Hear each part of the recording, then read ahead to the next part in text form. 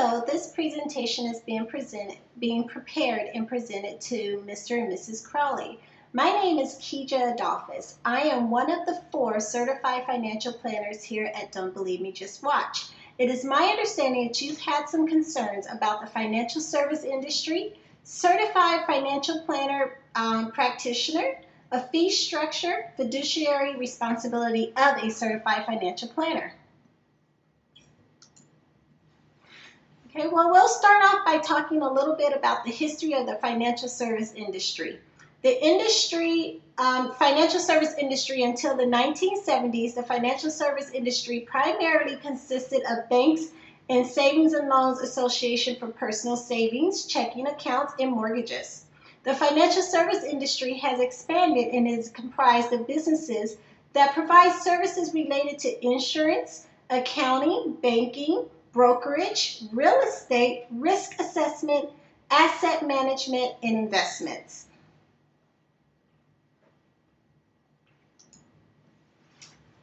The financial crisis of 2007 to 2009 revealed a widespread lack of understanding of how the modern banking system operated.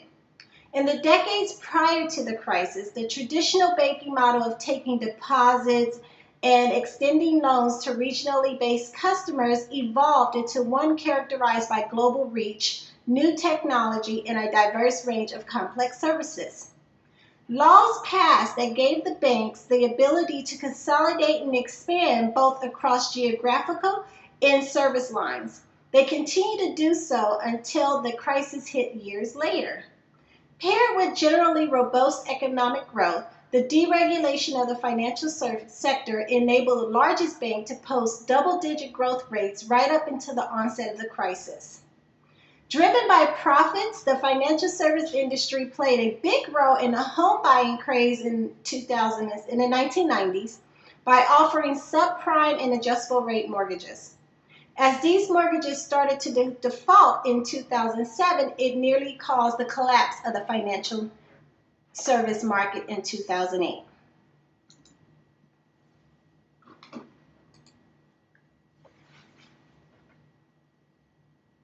To ensure that financial markets continued to operate as the financial crisis unfolded in 2008, the Federal Reserve, the Federal Deposit Insurance Company, FDIC, and the Department of Treasury oversaw J.P. Morgan Chase acquisition of Bernstein's, Bank of America's merger with Merrill Lynch, and acquisition of Countrywide Financial Services by Bank of America as well, and Wells Fargo's acquisition of Wachovia.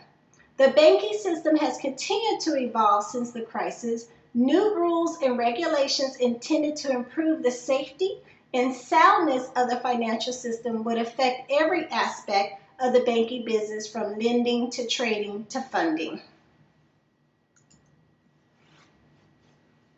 Now let's talk a little bit about what is involved in becoming a certified financial planner designation. The position of financial planner is largely unregulated. You may not be aware of the fact that anyone can use the title financial planner. Financial planning is practiced by a wide variety of professionals such as bankers, brokers, accountants, lawyers, and insurance agents. Although many professions may call themselves financial planners, only a select group of planners have met the rigorous requirement necessary to call themselves certified financial planners professional. The CFP professionals have completed extensive training, met experience requirements, and are held to a high ethical standards. They stay up to date on all the complexities of the changing financial climate and will make recommendations in your best interests.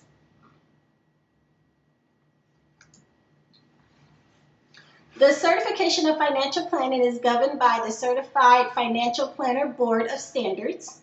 The CFP Board is a nonprofit certifying and standard setting body that establishes and enforces education, examination, and experience and ethics requirements for financial planning professionals.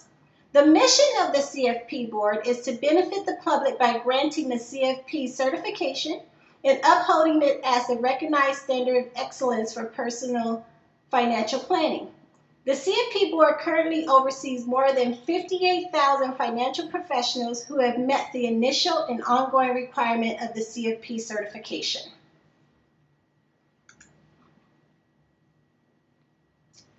Their CFP board also oversees the 4 E's: education, examination, experience, and ethics. Let's talk a little bit about the education. The demonstration of the knowledge required to deliver professional, competent, and ethical financial planning services to clients is a required step to obtaining the CFP certification. The CFP board coursework component requires the completion of a college-level degree of study in professional and personal financial planning or an accepted equivalent. Although not a requirement to be eligible to take the CFP certification, a bachelor's degree or higher from a regionally accredited college or university is a condition of the initial certification. For examination, the CFP exam is comprehensive in scope and designed to assess the planner's ability to integrate and apply a broad base of financial planning knowledge in the content of real-life financial planning situations. A planner would study 300 to 400 hours for the examination. This is in addition to the 5,000 or so educational hours required for the certification. The CFP examination is offered 3 times per year and consists of 2 3-hour testing sessions. Candidates may attempt the CFP exam lifetime maximum of 5 times.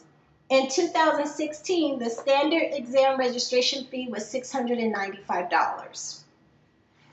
Okay. Experience.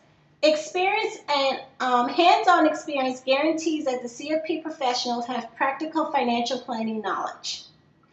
In regards to ethics, CFP professionals are held to the highest standard in regards to ethics and personal responsibility. They are obligated to uphold the principles of integrity, objectivity, competency, fairness, confidentiality, professionalism, and diligence as outlined in the CFP Code of Ethics. The rules of conduct provide that a CFP professional must put your interests ahead of their own at all times and to provide their financial services as a fiduciary. And we will talk about a fiduciary in a couple of more slides here. Let's talk a little bit about the demographics of a certified professional. There's over 64,000 certified professionals in the U.S. and another 75,000 plus in 23 other territories. 94% have a college degree. About 36% have a master's degree or higher. Over 60% have insurance and security licenses. 12% also have a CPA license. 6,000 and 7,000 candidates take the exam yearly. Increased recognition by industry professionals. Increased recognition and preference by consumers like yourself. Ongoing certification requirements. Annual certification fee. 30 hours of CE credit every 2 years. 2 hours of pre-approved courses on CFP Board Standards of Professional Conduct, disclosure of any legal proceedings, ethics violation, pending disciplinary matters, or litigation within reporting period. Let's talk a little bit about the CFP fiduciary responsibility. A CFP professional shall at all times place the interests of the client ahead of his or her own. The fiduciary standard of care requires that a financial advisor act solely in the client's best interest when offering personal financial advice. Under federal law, in particular the Investment Advisory Act in 1940, investment advisories are regulated by the Securities and Exchange Commission, the SEC, or appropriate state authorities and are required to provide services to their customers under the fiduciary standard. Certified financial planning professionals provide financial planning services also must abide by the fiduciary standards.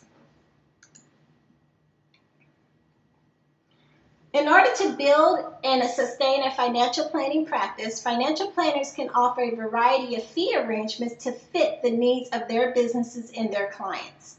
A personal financial planner can compensate for personal financial planning services in the form of fixed, flat, hourly, percentage, or performance-based fees. Fees may may be minimum or contingent on portfolio performances. That means that some planners may be paid a commission on investment in insurance products sold or on a percentage of the assets managed, usually calculated as a percentage on the amount of his or her sales or the purchase transaction. Commission do not necessarily contradict a fiduciary responsibility. Some CFP professionals may receive or is entitled to receive any combination of fees and commission for providing professional activities. The CFP board requires a CFP professional to make a compensation disclosure that describes his or her compensation in a manner that allows clients and prospective clients to understand how they will pay the CFP professional. We want you to take comfort in knowing that the people here at Don't Believe Me, Just Watch, we are all certified professionals, certified financial professionals, and abide by the fiduciary rules set forth by the Code of Ethics. We look forward to doing business with you. And that concludes our presentation.